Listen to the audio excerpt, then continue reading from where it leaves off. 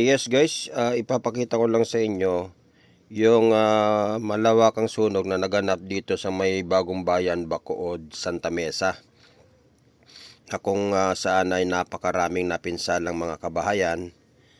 At dito nga tinatalang nasa 100 pamilya na residente ang naapektuhan nitong naturang sunog. Kaya naman minabuti natin na tingnan natin at silipin natin dito sa ibabaw kung gaano kalaki ang epekto ng naturang sunog. So ayan nga guys, kitang-kita natin talaga, halos maabo itong mga kabahayan na to. Ayan nga, at ang kabutihan ay may gobyerno na nga sa Maynila, agad-agad na pumunta si Yorme at si Vice Chi dyan sa naturang lugar na yan at namigay nga ng tulong para sa mga nabiktima na itong naturang sunog. Wala yun.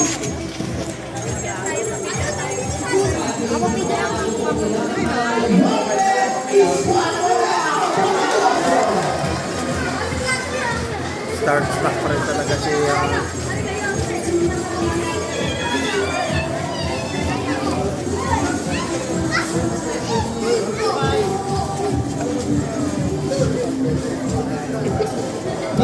minamahal po namin taga-Barangay 607. Kasama na po natin ang ating physical dante, Vice Mayor Gia Pienza at Yorme Isko Moreno Tamandoso. Yorme!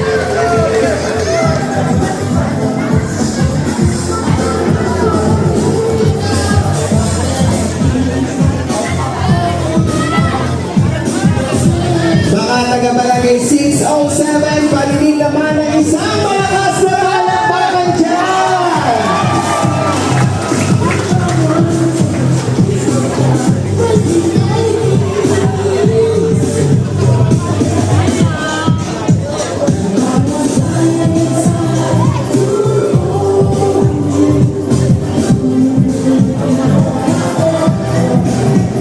Muli po, palakpakan po natin Vice Mayor Gia Pienza at Yorme Isko Moreno Tamandoso.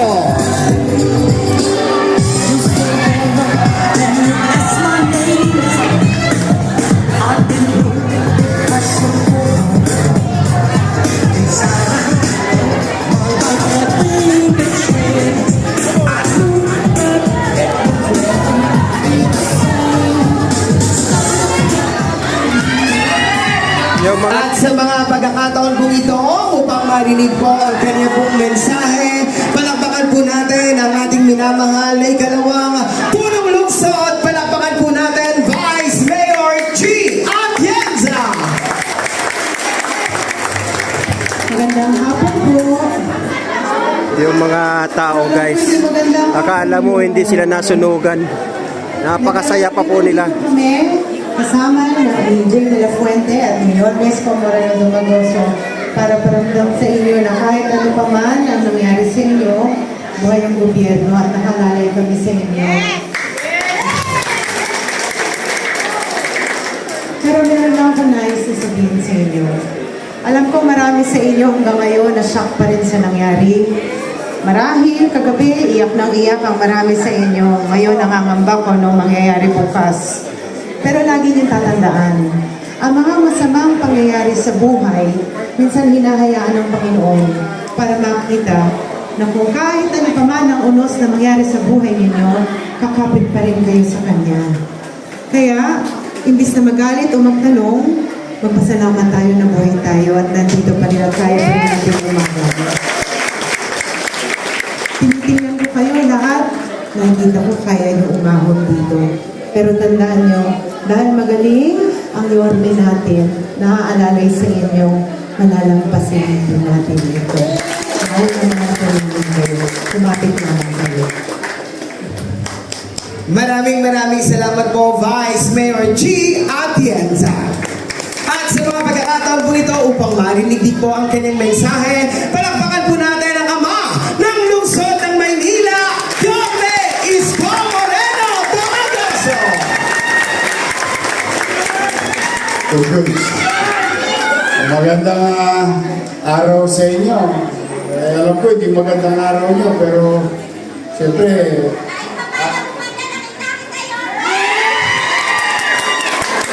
may asin ba yun, ha? Pwede? Hindi, pero gusto ko lang mapangiti kayo. Mahirap, meron talaga masunugan. It's really hard. Pati-pantit pra, wala ka. So, yung Chinchansu, nasunog din. Natasha.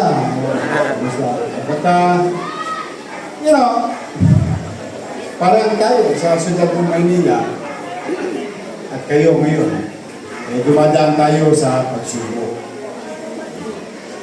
Pero ganun yata talaga ang buhay.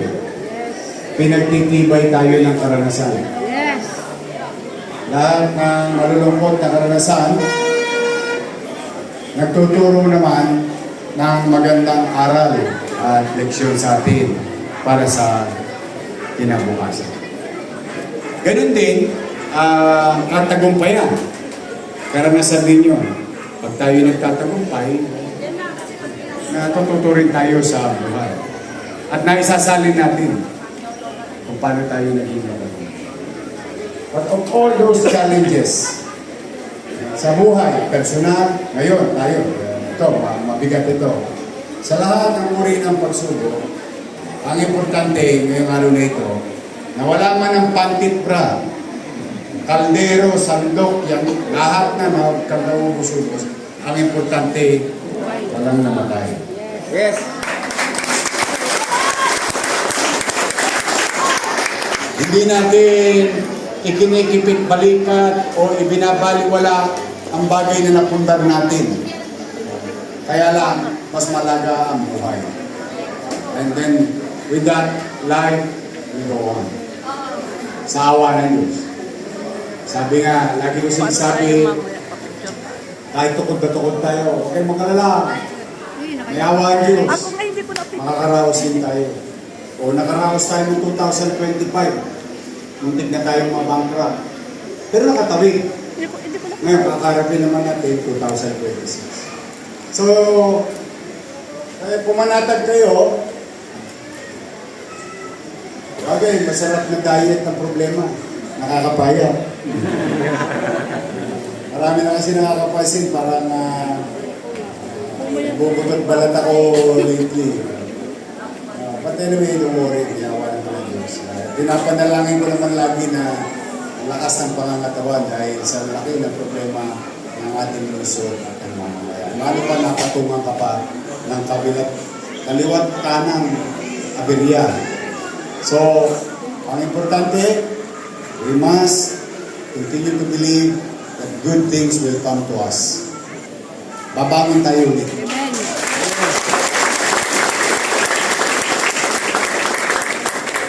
Niyawa Diyos. Niyawa Diyos. Kaya Senyor, kami ang inyong pamahalang lungsod ay nakikisa. In our own little way, immediately from last night, I ordered the city treasurer to prepare something for the family, victims. At least, sigurado ako mamaya, kahit pa paano, yung matatanggap nyo kinabukasan sa hardware kayo lahat pupunta. Yes.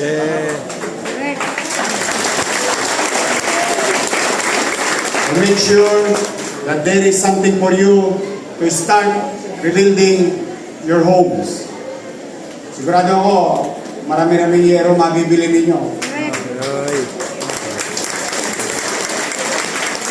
Marami-raming 2x2. Palo nyo sa ulo ng makulit. Plywood and so on and so forth. At ibang bagay pa. So, ulitin ko paalala, yung bagay na naipundar ninyo, huwag nyo na masyadong alalahanin, naipundar nyo agad yun, hindi kaya nyo ulit gawin.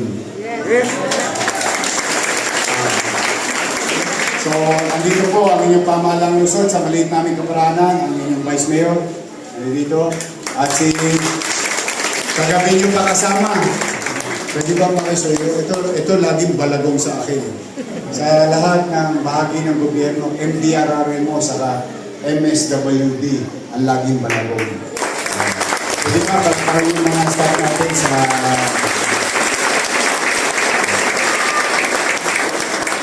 yan ang backbone ng aberya ng lungsod. Talagang yan agad ang unang re-responde. Kaya lagi kong pinagpapasalamat sa kanila.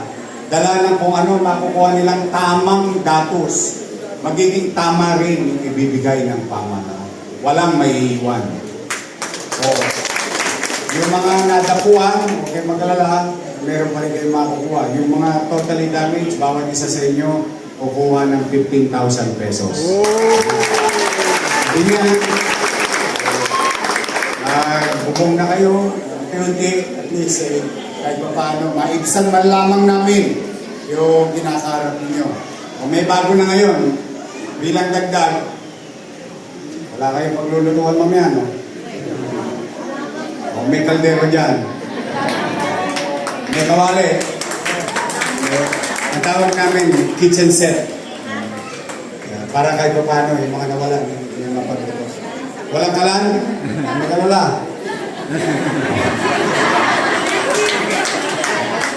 Buha ka 3 bato. Gatong! Buha ka 3 bato. Yung nasunog ko bahay, may uling yun.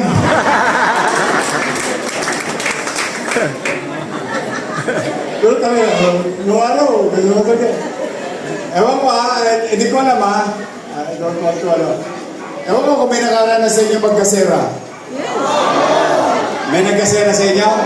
Hindi na alam ng mga bata Yung pagising mo sa umaga, pagnyanga mo.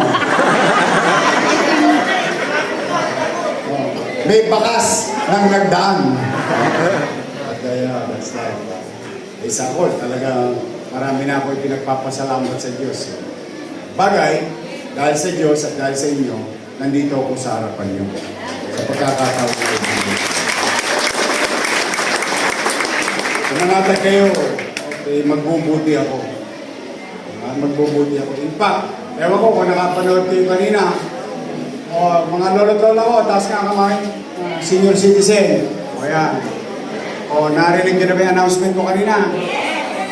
Sa 28, District 1 and 2. 29, District 3 and 4. 30, District 5 and 6. Paldo ang mga lola ko. Pasensya na kayo mga bata. Inuuna ko na yung mga lolo at lola ko lagi. Okay, magalala. Una-una lang yan. Parating din kayo dyan. Solo parent. May solo parent. PWD na may edad at PWD na minor. Lahat yan, sabay-sabay, tatanggap 28, 29 at 30. Lahat ng pagkakautang sa nagdaang mga panahon, inuunti-unti ko. Tapos yung current, ina-apply ko para hindi tayo magkaroon ng recurring obligation. So naturally, through times, magpapanag po yung obligasyon, gastusin at kita. Yun ang talagang we try to manage it. We survived 2025.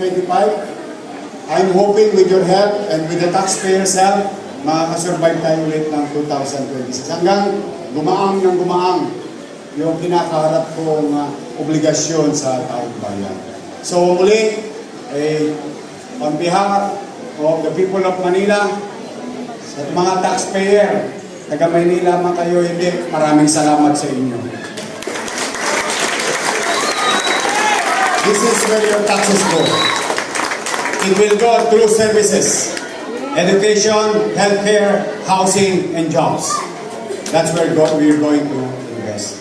So for the meantime, I am honored and grateful to each and every one of you to be of service. Maraming salamat sa pagkakataong ako'y binigyan ninyo makapaglingkod muli sa inyong lahat.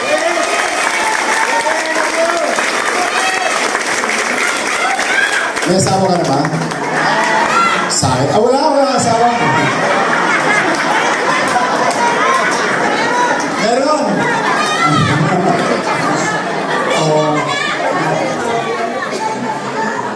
makita mo ito sa dilim, pwede ba rin eh? Oh, mga nanay ko, I love you. Mga lola ko, I love you. Oh, basta, nawa talaga Diyos. Magbubuti ako. Hindi ko magbuti. But for the meantime, gusto ko lang maramdaman nyo, may gobyerno sa lungsod ng Manila.